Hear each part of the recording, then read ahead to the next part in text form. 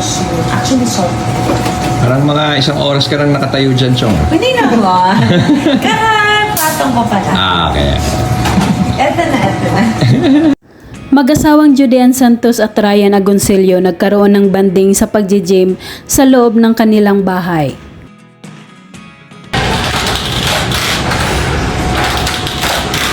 Nice one. 15? Yes po. Nakakatuwa ang mag-asawang ito dahil binibigyan ng time ang kanilang fitness na magkasama kahit pa hektik ito sa kanilang mga trabaho.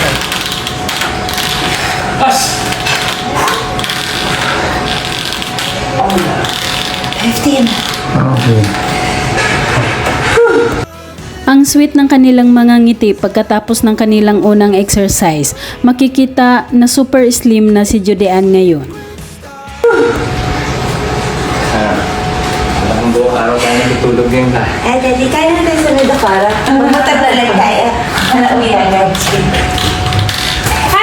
Sa tuloy-tuloy nilang pag-exercise, gumamit naman si Judean ng treadmill habang si Ryan ay nasa sahig lang nagyo-yoga.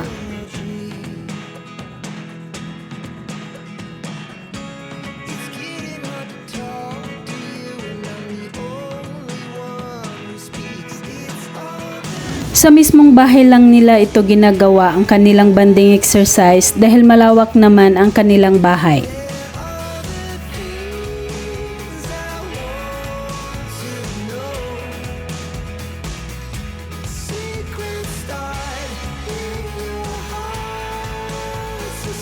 Kalaunan ay sumama na rin sa kanila sa pag-exercise ang panganay nilang anak na si Johan.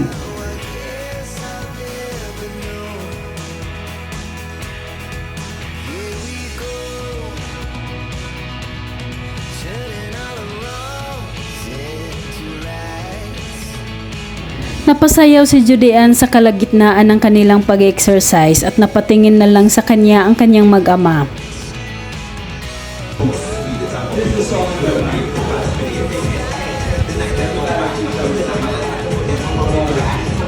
Sayaw na lang.